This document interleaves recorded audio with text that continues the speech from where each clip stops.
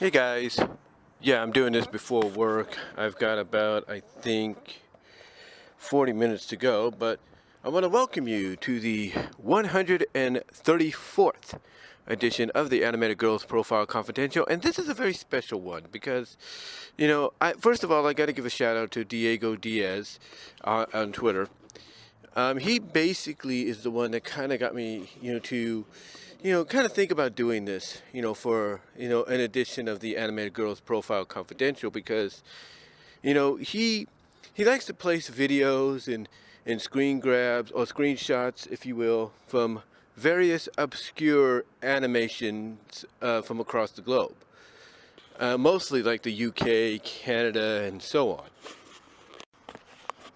And lately, over the past several months, he's been doing exactly that, with shows like The Mysteries of Providence or Provence, I believe, Geronimo or Stilton, and Skippy and Adventures in Bushtown, and even I think the early to mid 80s edition of The Adventures of Blinky Bill. And the reason he's doing this is to kind of give not just, I guess you could say a spotlight to these obscure cartoons from, like I said, the mid to early 80s and up to the early to mid 2000s. But one of the more primary focal points that he put the spotlight on is the female characters. Female characters that, well, honestly, had they been more well-renowned outside of the country of origin where the show airs, that probably more than definitely they'd get a huge fan base behind them. Because we all know that depending on how a anthropomorphic furry girl is drawn and designed, and even given a certain personality, that they will either, if not most times, gain a cult following. They will gain a fan base behind them. They will gain people as fans that will probably cosplay as them at certain conventions, or at least attempt to. And he has definitely done just that. But who are the characters he's focusing on? Well, let me talk about them. Give them their own spotlight here. The first one that really came to my notice from Diego Diaz's Twitter was Kate from The Mysteries of Providence. And she's basically, from what I could tell, sort of like an apprentice. Sort of an apprentice, an associate of the main character. Yes, she's the main character herself. And the way she comes off, basically, from what I understand, is very strong-willed. Like, she's willing to help people, or help others. She's got a kind heart and everything. And she always, I guess, tries to find good in people. But she's also, like I said, very strong-willed. And it does seem like there are moments she will have disagreements with our main character. Basically, the person she's apprenticing under. But besides that, nothing really much more for me to go off of. The only thing that Diego Diaz puts out, is that her design is rather cute and adorable. The way she smiles and everything kind of gives the bedroom eyes a little bit when she's shy or, been given a compliment or something, or maybe she's attracted to somebody, who knows. But he looks at her design as being very cute and adorable, and I do agree with that. I do agree with that because if there's one thing a lot of animators have done throughout these past 40, 50 years when it comes to anthropomorphic females, is they always find a way to give them a design that makes them, as I've talked about before, and others have touched upon, the eye candy of the show, whether it's straight out femme fatale look, a hybrid of femme fatale, cute and adorable, or in case, according to Diego, cute and adorable. But yeah, I look at her design, and I look at a character that, honestly, I believe, had she gotten more exposure when the series came out, which from what I understand is like the early to mid 2000s, I think she would have definitely gained a cult following. I think her cult following may have been, or could have been, could have been is what I'm trying to say, may have been a lot similar, in my opinion, to, let's say, Sally. In my opinion, I think she would have definitely had that vibe to where she would get the Sally treatment of support from fans and everything, wanting to see more of her. That is, if she had been focused, along with the show outside of its country of origin, which I understand is like France and the UK and whatnot.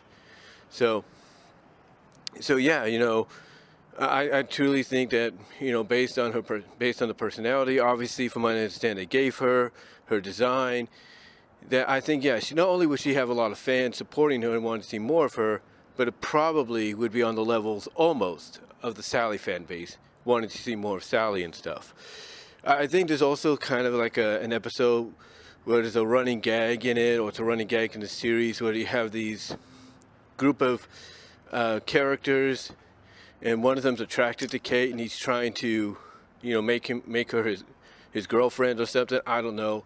And she's like, "Oh, screw this, screw you," not literally, but screw you. I'm out of here. I'm not taking part in this. So basically, he's kind of like, I guess you could say, the Pepe Le Pew in this episode. This one character that I don't think we see afterwards, but he's kind of put in those similar veins, if you will. He's basically put in those similar veins of being that kind of a character. But Kate from the Mysteries of Providence isn't the only character that Diego Diaz has put spotlight on and tried to get more attention on as far as the show goes, as far as the show that's associated with. Another character from a show that made its debut across the pond is Geronimo Stilton. It's based on a series of books where we have a mouse, an anthropomorphic mouse, sort of as a detective or something like that. Him and his family are detectives. And he has basically two, I would assume, siblings at least, or two friends and all that. One is a young nine-year-old in the books that the series is based on, 12 years old in the cartoon, called Benjamin. It's kind of like an apprentice. And then he has, I'm assuming, his sister, Thea Stilton. And Thea is looked at in the same veins as Kate was, from Mysteries of Providence. She's kind of looked at as being cute, her design being cute and adorable, and willing to help out whenever it's needed. I can't say much more about Thea than what I've heard. But she is willing to help out. She does have dreams to, get out and do more.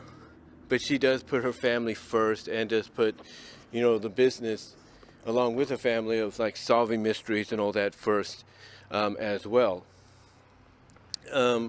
She does have a design that, like I said, is cute and adorable, but also, as I mentioned previously, it's sort of a hybrid of femme fatale, cute and adorable, to where you could see the cuteness and adorableness of the character design for her, right off the bat. But you could also see by certain design points on the character, like certain design features, there's a bit of femme fataleness in there. You could definitely see that. So she's kind of a hybrid, somewhat, where it's more, I would say, 75% cute and adorable design. Well, 25%. The other 25 is more based along certain, I guess you could say, certain pinpoints here and there, certain, details here and there that you have to notice. But yeah, I agree. Her character design is cute and adorable, and just like with Kate, I think if the show was given more of exposure outside of its country of origin, I truly believe she would probably get a cult following too. I think honestly she would get a cult following that is, I wouldn't say similar to Sally, but I see more along the lines of I'd say more along the lines of a sorry about that. That was a truck there. I don't know why people like to do that when you're trying to record something. It's like they're trying to be annoying or something. I don't know. But anyway, like I said, I believe that she'd, been given an opportunity to shine more outside, of the country of origin of the show, that I truly believe she would have got a fan base following, a cult following maybe. Not similar to Sally's, to where I think Kate would be almost, but I think similar to, I would say, Gadget, another famous female mouse and everything. Like I said, I think she would have that kind of a following, very similar to Gadget, in a way, another famous female mouse from, of course, Disney's Rescue Rangers. I think she would have that kind of support. Had the Geronimo Stilton show come out a lot more than it did. Basically, get past its country of origin and everything. But she's not the only one either. There's another character in this series. In fact, there's several characters, but there's one particular that has basically an identifiable, similar design, if not the same design, with a few different features. And then this character, I think her name is, I think it's Titania Squeak or something. So her design is very identical to Thea's, and everything, except the fact that she has red hair and everything, and she's a reporter. So, yeah, and apparently she's been in the books too, and all that. I don't know if she's supposed to be the girlfriend of Geronimo or Geronimo or something. I don't know. But yeah, she has a similar design and everything. And I think she only appeared in 1 or 2 episodes, from what I understand. Less than I think in the book, where she would appear more so. But yeah, she appears like in 1 or 2 episodes. And there is a GIF, a GIF floating about, if you will. To where she, I think it's at the end of an episode where she kisses both Jermone and Benjamin, and she kisses when she kisses Benjamin, she gives him like a deep kiss and everything on the side of his head, basically not on the lips or anything, but like a deep, passionate kiss on the side of his head, and like on his cheek area.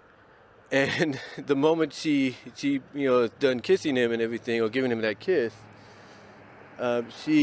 you could see that Benjamin has these hearts coming out of, floating above him and everything. Like, he gets his expression of, oh yeah, this is my girl, this is my dream girl that I'm gonna be with. Like he's basically fallen for her now more so than ever, because he's gotten this kiss from her, and then she ends up kissing Genomone, who tries to avoid it at first, but then she gets him with the kiss and everything, and it's like, whew, It's almost like when they put those scenes in, those moments into that episode at the end. It's almost like they knew, what they were doing exactly. It's like they knew what they were doing.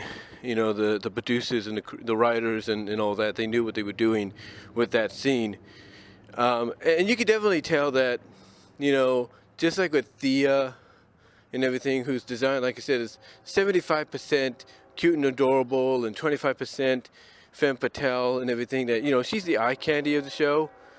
You could definitely tell that they were thinking the same thing, even with the one appearance or double appearance by Squeak herself, by like I said, what's her name, Titania Tataga Squeak. I think they pretty much were thinking the same thing, just probably more femme fatale than anything, just the way, it's the way, you have Benjamin react from being kissed and all that, and, and everything. So, yeah, I think had, the show continued for a little longer and she made more appearances outside of the books, from what I understand, I can guarantee you she along with Thea would have been the eye candy, probably her more than Thea, but because she only appeared like once or twice, that eye candy trope fell upon Thea, because because of the way she's designed and everything. But these characters are not the only ones as well. In fact, there's another character that I have to look up. And the other character in there, she has a different design. You can kind of tell it's patterned after. It's more of a female version that's patterned after Geronimo's, if you will, Geronimo Stilton's. And her name is Miss That's Miss. This is crazy. You gotta, I guess, basically relate it to cheese in some kind of way, but her name is Miss Deli Slice. Yeah, that's what it is, and she's Benjamin's teacher, who apparently is very kind to him, and you could tell just by her design that they were going with the eye candy kind of thing too. They were going with that eye candy like look as well. That they were going with the eye candy like look for her as well. So yeah, this show here definitely had a lot of characters that lean more towards the femme fatale portion of the designs and everything, and the personalities, being the kind-hearted ones. And again, with the last two I spoke of, this one, here with Miss Deli Slice, and then Titania Squeak, or whatever her name is, the reporter girl. You could tell they were leaning more towards femme fatale, eye candy, more so than with Thea. Because with Thea, she was like I mentioned, she was more 75% adorable, cute design, and 25% with certain details in her features, 25% femme fatale. But that's not the only show that really got anthropomorphic females to be like the eye candy, of their shows, and basically also fall in line with the obscureness, if you will. We have one that just popped up, like about a week ago, called Miss Janet, and she's a female anthropomorphic crocodile who is kind of like, who's basically, she's a double agent essentially. She's a double agent. She works sort of like, I guess, as a secretary for her father, her uncle, who's like, the higher up of a secret spy organization where these three brothers are a part of. And and basically, I guess her thing is, when she knows she needs to go out there and help people, she will go out and help and change herself into the Miss Janet persona, which again kind of falls under a category which I think, a trope in a category which I think a lot of people are not really fans of, and that is the whole, okay,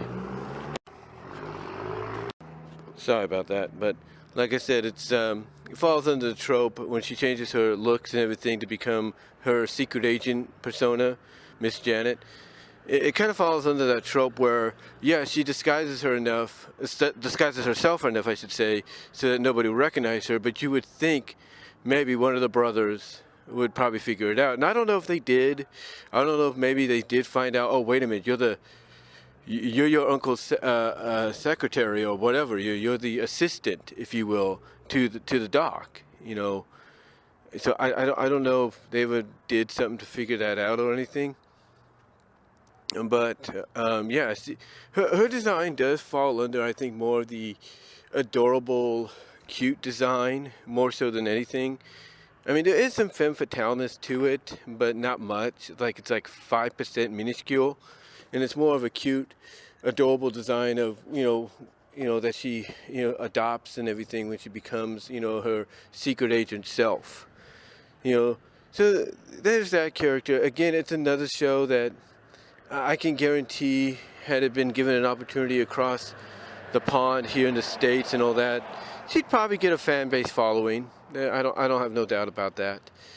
But this show is not the only show that's had that. It had that as well. In fact, we've had a couple of shows that actually did make it across the pond, or even debuted here, that have characters that fall under the femme fatale category just by the designs, the eye candy femme fatale categories, and everything. More so than adorable and cute. Another character that you can actually catch up on and watch episodes featuring her in is Matilda from Skippy and the Adventures in Bushtown, which is based on another show from back in the 50s and 60s or something like that. So yeah, she's actually given, when you look at her here, definitely given the more femme fatale like treatment. Yeah, there's a bit of cute and adorableness in her, but just by her design, mainly her main design here, it's like, yeah, the designers behind this show, Skippy, they knew what they were doing. They knew exactly what they were doing when it came to this character's design. They knew, hey, she's going to be the eye candy of the show, and that's exactly what she's become. She's become the eye candy of of the show, basically, from what I can tell. And I don't think you can blame anybody for even viewing her that way. Out, out, outside of what we see and everything. So I don't think you can really honestly blame anybody for viewing her that way, because that's how she's designed. And obviously, with this kind of a design, she's bound to be the love interest, the girlfriend of the main character, Skippy, which she is. And believe it or not, she falls into the category of April O'Neil, or under the April O'Neil category. She's a reporter with a femme fatale look. I mean, go figure, right? But she's not the only one, and I got one more. This last one, I think her name is Daisy. I'm not really sure. You can correct me if I'm wrong. But she is one of the wallabies, if you will, one of the wallabies in The Adventures of Blinky Bill. And she's basically looked at as the femme fatale, the eye candy of the group. Because basically she kind of falls in that category of, she has a kind heart, but most times her main focus is, how good she looks and everything, and if she gets a chance to be a star. She kind of falls into that protagonist category of, she, like I said, she has a good heart, she's kind to others, she'll speak her mind when she has to, but if she gets an opportunity to shine, and let her femme fatality, her looks, shine through and all that, she will do it. She will do it. But I think she's basically set up as the kind of character that will learn from her mistakes and, help others when they're needed. But yeah, you can tell just by her design, more so than any of the other characters in the show, female-wise, adult female-wise, she is definitely the eye candy, the femme fatale, more so design-wise, when it comes to the characters. I mean, there's even a scene where she kisses Blinky on the cheek, and everything, and he, of course, just like Benjamin, I mentioned earlier, gets his eyes turn into hearts and everything, because he's basically, oh my gosh, she gives me like, oh my gosh, the girl I have a crush on, did the thing, actually gave me affection kind of deal. So yeah, she's in that category too, where she has a good heart and everything, and but she's more like, she's kind of like, I hate to say this about my fave, she's kind of like almost similar to a Rarity. Like, she has a good heart, generous and all that, but there are things about her that, you feel like, hey, they shouldn't have put this in there, even if the character has a femme fatale look. But yeah, she is a decent character.